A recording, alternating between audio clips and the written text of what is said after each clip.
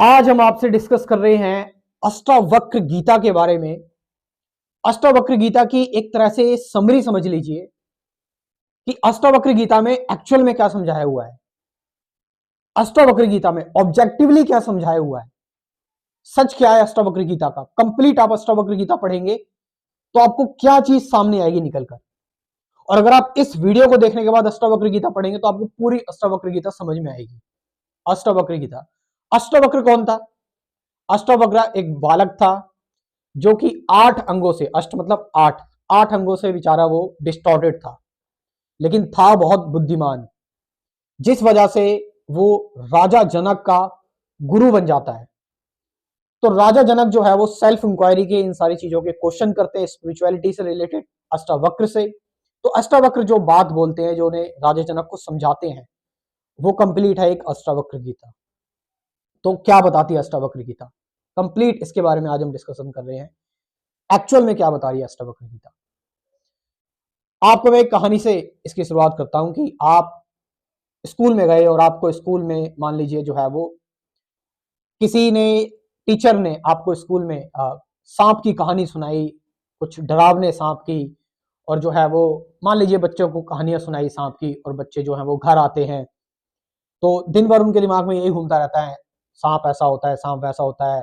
उनको डर भी लगता है क्योंकि वो स्कूल से, टीचर से सुनकर आए थे सांपों की कहानी। तो जब वो आ रहे होते हैं, थोड़ा सा अंधेरा सा पड़ा होता है, उनको एक सांप जैसी आकृति, सांप जैसी शेप दिखाई देती है, और वो बच्चे जो है वो एकदम से डर जाते हैं, वो परेशान हो जाते हैं कि यार ये तो सांप है। लेकिन जब बच्चे उसे ध्यान से देखते हैं, जब बच्चे उसे ध्यान से देखते तो वो देखते हैं कि एक्चुअल में ये सांप नहीं है, ये रस्सी है, मेरा भ्रम था, ये सांप नहीं है। तो इसी तरह से जब आप अपने आप को एक्चुअल में देखेंगे, जब अपने अपने आप को रियलिटी में देखेंगे, आप अपने आप को ऑब्जेक्टिवली देखेंगे, तो आप पाएंगे कि आप क्या है। जब आप अपने आप को सारे इन्फ्लुएंस से परे देखेंगे, जो आपकी कहानी, जो आपके सांप डराया हुआ है जिस चीजों को लेकर आपके अंदर, जो आपके अंदर प्रोग्राम कर रखा है, सारे डर, सारी इनसिक्योरिटी, सारी अनसर्टेनिटीज, सारे डॉगमास, सारे रिचुअल्स, सारी चीजों को हटाकर जब अपने आप को देखेंगे तो आप पाएंगे कि आप कुछ कुछ ऐसा है जो एक्सप्लेन नहीं किया जा सकता, बिल्कुल ही डिफरेंट है। जब आप अपने आप को सारी कंडीशनिंग से दूर देखेंगे तो आप पाएंगे कि आप, ये फिजिकल बॉडी नहीं है, ये फिजिकल बॉडी जो है वो, जो कि केमिकल से बनी हुई है, ये आप नहीं हो।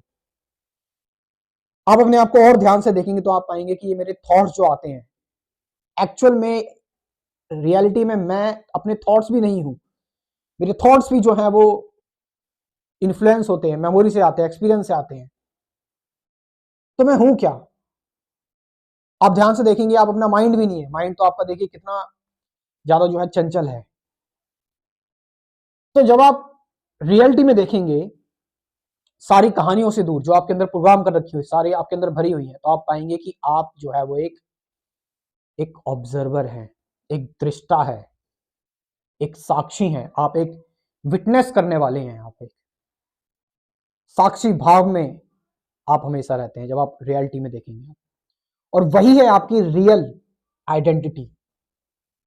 और वो जो साक्षी है आपके अंदर, जो विटनेस कर रहा है, जो देख रहा है, वो सुख दुख, मान अपमान, सम्मान, जितनी भी दिक्कतें हैं, लाइफ की प्रॉब्लम्स हैं, एक्सपीरियंसेस, सबसे परे है वो।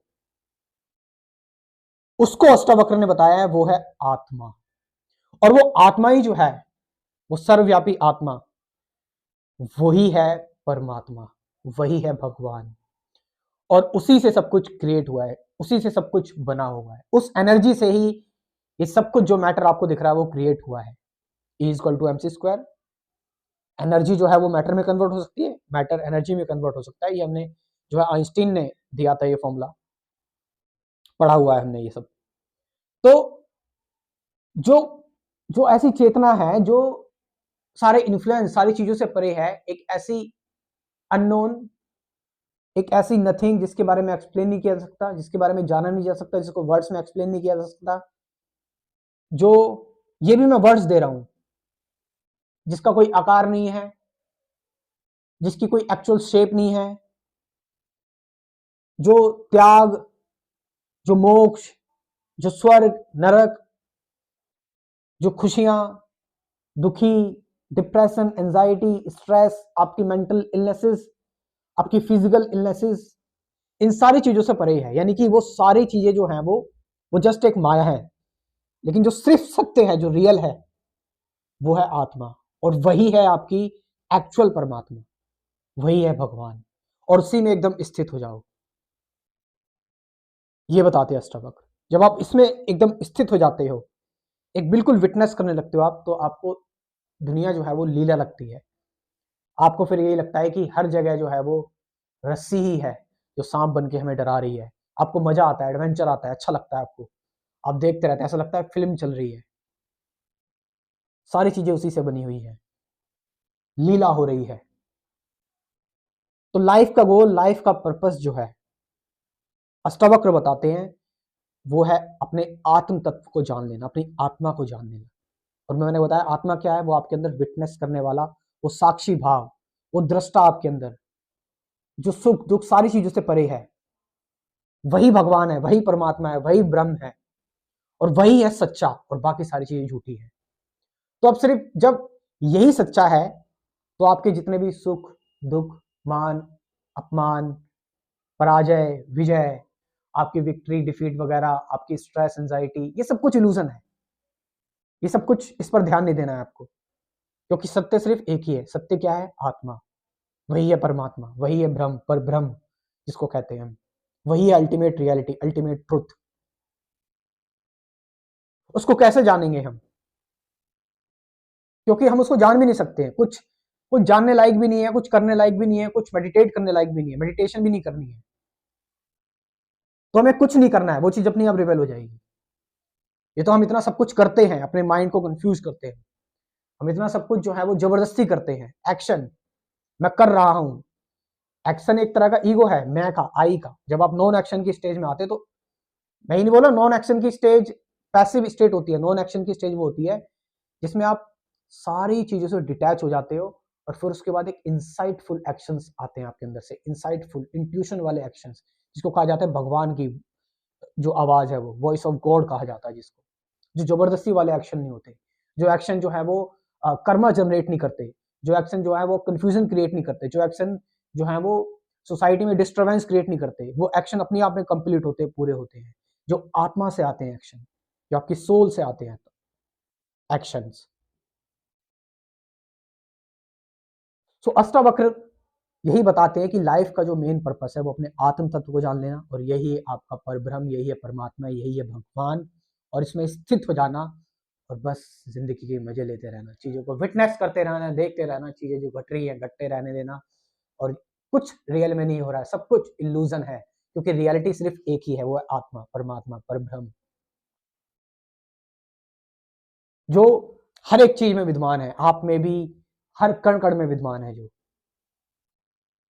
और उसको देखने के लिए, उसको जानने के लिए कुछ करना नहीं है। उसको जानने के लिए आपको कुछ नहीं करना, जो आप कर रहे हो वो सब छोड़ दो। अपने आप उसके दर्शन हो जाएंगे, अपने आप आपको वो दिख जाएगी आत्मा, वो विटनेस करने वाली, उसकी झलक तुम्हें दिख जाएगी। अष्टावक्र ये बताते हैं। कुछ जानने लायक नहीं है, कुछ मेडिटेट करने लायक नहीं है, कुछ मोक्ष नहीं है, बंधन नहीं है, बंधन भी नहीं है आपका जो है वो, लिबरेशन भी नहीं है, मुक्ति भी नहीं है, कुछ नहीं है। बस एक ही सत्य है, वो सब सब भ्रम है, ये मुक्ति वगैरह मोक्ष वगैरह। बिल्कुल अद्वैत हो जाना, नॉन डुअल हो जाना, वो नॉन डुअल आत्मा, वो सबके पास है। जैसे एक घड़ा है, घड़े के अंदर जो आकाश है और जो इन्वायरमेंट का जो आकाश है, उसमें कोई अंतर नहीं है। घड़े को फोड़ दोगे, वही आकाश उस घड़े के अंदर है। तो वो घड़े के अंदर जो आकाश है और जो एक्चुअल में जो आकाश है, दोनों में अंतर क्या है? कुछ अंतर नहीं है। लेकिन क्योंकि घड़ा जो है वो शरीर है, बॉडी है, तो इसे लगता है हम बंधे हुए हैं, लेकिन ऐसा नहीं है। उस घड़े के अंदर जो जो आकाश है, जो स्पेस है, जो वायु है, वो इस पूरे ब्रह्मांड की भी है। तो यहां पर जो है वो अष्टावक्र किस चीज की बात करते हैं, मेन हमें समझनी है कि अपने आत्म तत्व को जान लेना, वही रियल है, उसी के साथ रहना, उसी को पकड़ लेना, उसी में है सब कुछ। उस विटनेस करने में, उस देखने में अविचलित भाव से, और वही है सब कुछ। वही है आत्मा, परमात्मा, पर ब्रह्म, वही है मोक्ष, निर्वाण, कैवल्य, वही है सब कुछ, वही है अननोन, वही है निराकार, वही है साकार, एवरीथिंग, और उसी से हर एक चीज को देखना। Enlighten, complete enlightenment, complete.